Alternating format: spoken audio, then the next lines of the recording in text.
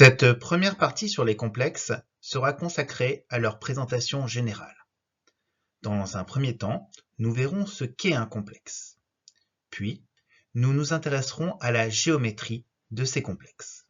Enfin, nous verrons comment nommer un complexe. Un complexe est constitué d'un centre métallique, qui peut être un atome ou un cation, associé à un ou plusieurs ligands, qui peuvent être des molécules ou des ions. L'association entre ce centre métallique et ses ligands est une association de type acide-base de Lewis. La liaison est qualifiée de liaison de coordination. Les ligands impliqués dans les complexes peuvent être de deux types. Ils peuvent être monodantes ou monodentates ou polydantes ou polydentates.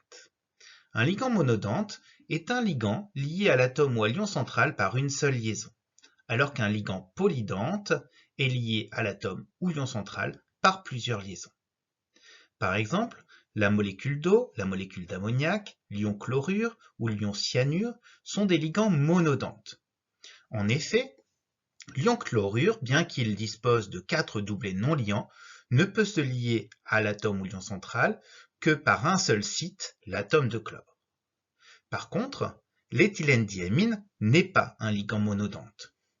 Si on regarde la formule de ce ligand, qui s'appelle éthane 1,2-diamine en nomenclature officielle et qu'on note souvent EN, on constate la présence de deux azotes possédant chacun un doublet non liant.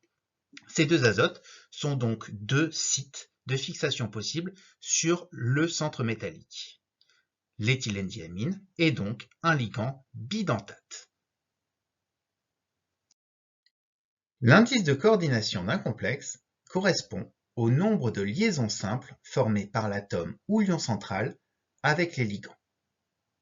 Pour déterminer cet indice de coordination, il convient de dénombrer le nombre de ligands associés au centre métallique, mais également de tenir compte du caractère monodentate ou polydentate de ces ligands. L'indice de coordination est très important car il conditionne la géométrie des complexes. Cette géométrie est relativement similaire à celle que l'on a pu rencontrer en VSEPR. Pour un indice de coordination de 2, la géométrie est linéaire. Pour un indice de coordination de 4, elle est tétraédrique ou, cas particulier pour les complexes, elle peut être plan carré. Pour un indice de coordination de 5, la géométrie est bipyramidale à base triangulaire. Enfin, si l'indice de coordination est de 6, la géométrie est octaédrique. Intéressons-nous à un premier exemple avec le complexe ZnNH3,4,2+. Vous remarquerez régulièrement la présence de crochets dans l'écriture des complexes. Ces crochets sont utilisés pour encadrer un ion complexe ou une espèce neutre coordonnée. Il ne faut pas les confondre avec les crochets qui sont utilisés pour noter des concentrations. À ce stade, vous pouvez mettre la vidéo en pause de manière à chercher à répondre aux questions posées, puis la remettre en route pour accéder aux réponses. Quel est le centre métallique et quels sont les ligands? Je répondrai à ces deux questions de manière simultanée puisqu'elles sont finalement liées. Les ligands sont des ligands ammoniaques. Ce sont donc des ligands neutres. Et la charge du centre métallique est donc la même que la charge globale du complexe. Le centre métallique est donc l'ion Zn2+. Pour trouver l'indice de coordination, il faut regarder le nombre de ligands et déterminer s'ils sont monodentates ou polydentates. Il s'agit ici de 4 ligands monodantes, 4 ligands ammoniaques, et l'indice de coordination est donc de 4. La représentation du complexe doit alors tenir compte de sa géométrie. Avec un indice de coordination de 4, deux géométries sont possibles.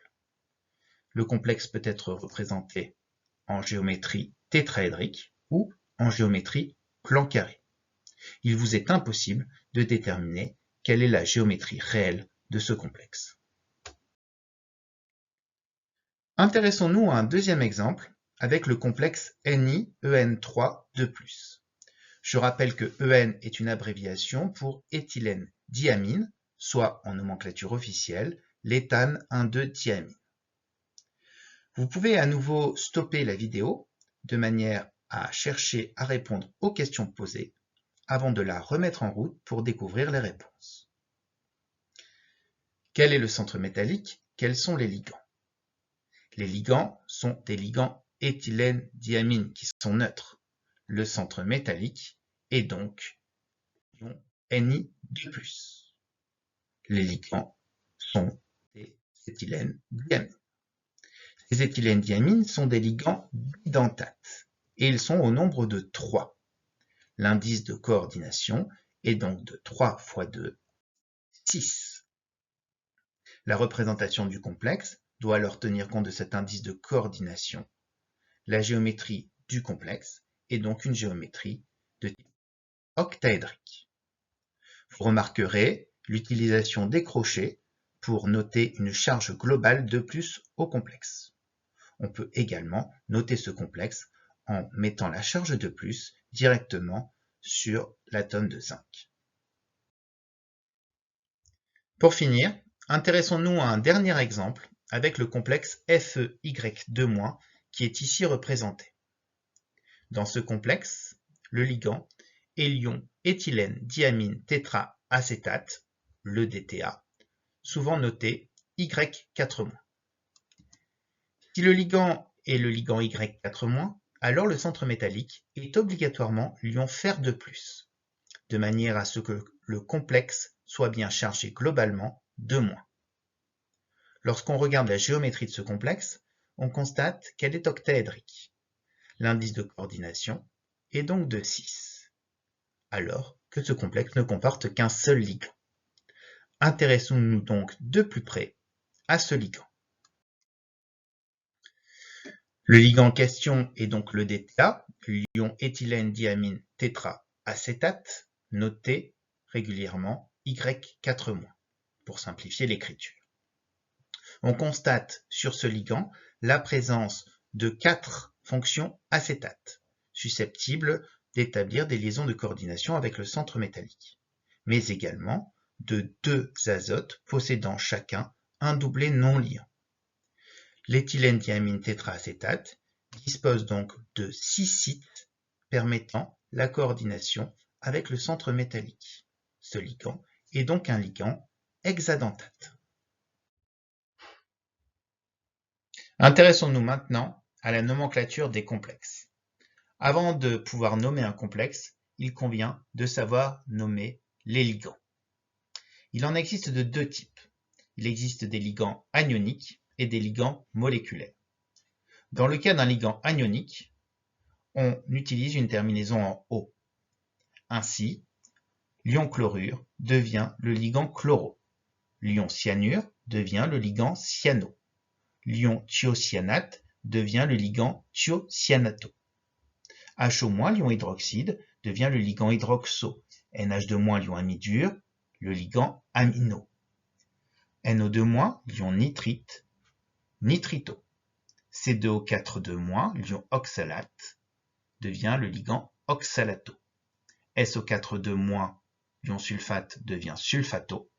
Et enfin, le DTA devient éthylène diamine tétraacétato. Dans le cas d'un ligand moléculaire, c'est plus simple. On conserve le nom de la molécule. Plus simple, oui, mais il existe des exceptions. Ainsi, le ligand O est nommé aqua.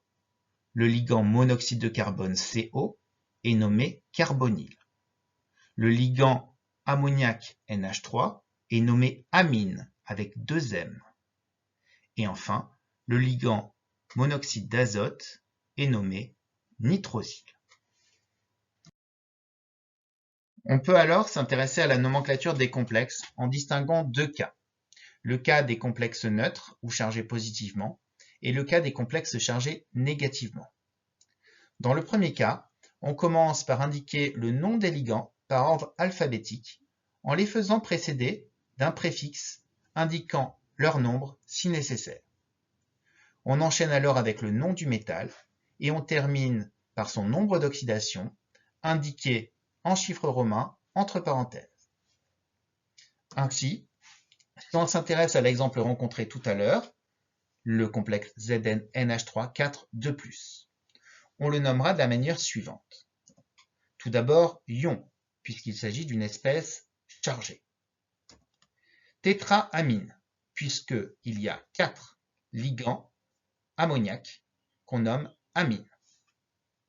Zinc, puisque le centre métallique est le zinc, et que ce zinc, comme nous l'avons vu tout à l'heure, est chargé de plus. On rajoute donc un 2 en chiffres romains entre parenthèses.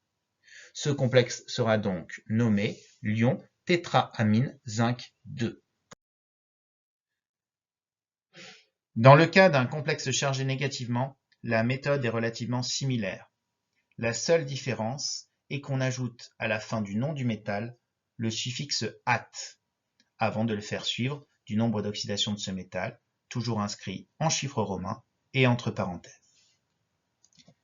Ainsi, si on s'intéresse à l'exemple rencontré précédemment du complexe FeY2-, voilà comment on le nommera. Ion tout d'abord, puisqu'il s'agit toujours d'une espèce globalement chargée. Éthylène, diamine, tétraacétato, puisqu'il s'agit du nom du seul ligand que possède ce complexe. Ferrate, puisque le centre métallique est du fer, et que ce complexe est globalement chargé négativement, puisqu'il est chargé de -. Et entre parenthèses 2 en chiffres romains, puisque nous l'avons vu tout à l'heure, le fer dans ce complexe est du fer 2+, au nombre d'oxydation +2. Ce complexe s'appellera donc l'ion éthylène diamine tétraacétato-ferrate 2. Vous remarquerez que le R est doublé dans ferrate. Il s'agit d'une exception. Malheureusement, il en existe d'autres. Je citerai notamment le cas du cuivre, où l'on dit cuprate, et le cas de l'étain, où l'on dit stanate. Vous pouvez vous entraîner en cherchant à nommer les complexes suivants. À nouveau, je vous conseille de mettre la vidéo en pause afin de vous donner le temps de rechercher le nom de ces différents complexes. Le premier des complexes, NiEN3 2+, est une espèce chargée. On commencera donc par dire ion. Le ligand, l'éthylène-diamine, est un complexe neutre qui va donc garder son nom. Il y en a 3. On dira donc triéthylène-diamine. Le centre métallique, nickel, sera chargé de plus puisque le ligand est neutre. On appellera donc ce complexe l'ion pi-éthylène-diamine nickel 2. Pour le deuxième exemple, il s'agit aussi d'une espèce ionique, on commencera donc par ion, qui est composé de 2 ligands ammoniaques, donc 2 ligands amines avec 2 M, diamine. L'ion diamine, argent, reste à savoir le degré d'oxydation de l'argent. L'amine étant un ligand neutre, l'argent a la même charge que la charge globale du complexe. Il s'agit donc de l'ion diamine argent 1. Le complexe suivant est un complexe globalement neutre qui est constitué de 5 ligands neutres. Le fer est donc lui-même neutre à un nombre d'oxydation de 0. Le ligand CO est appelé le ligand carbonyle. Il y en a 5. On appellera donc ce complexe pentacarbonyle fer 0. Dans le complexe suivant, il y a 2 types de ligands. On les classera par ordre alphabétique. Le ligand NO2- nitrito et le ligand NH3 amine avec 2 M. On citera donc en premier le ligand amine, triamine, trinitrito. Globalement, ce complexe n'est pas chargé, on ne fera donc pas précéder ce nom de ion. Et le cobalt, lui, est chargé +3, puisque le complexe est globalement neutre, alors qu'il contient 3 ligands nitrito chargés négativement, 3 ligands NO2-. Le cobalt est donc cobalt 3+, le cobalt est au nombre d'oxydation +3. On appellera donc ce complexe triamine, trinitrito, cobalt 3. Enfin, dans le dernier exemple, on remarque tout de suite que le complexe est globalement chargé négativement. On aura donc une terminaison en ate.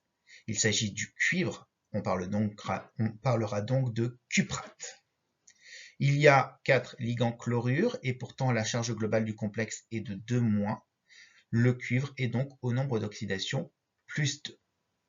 Il s'agit d'une espèce globalement ionique. On parlera donc d'ion tétrachlorocuprate 2.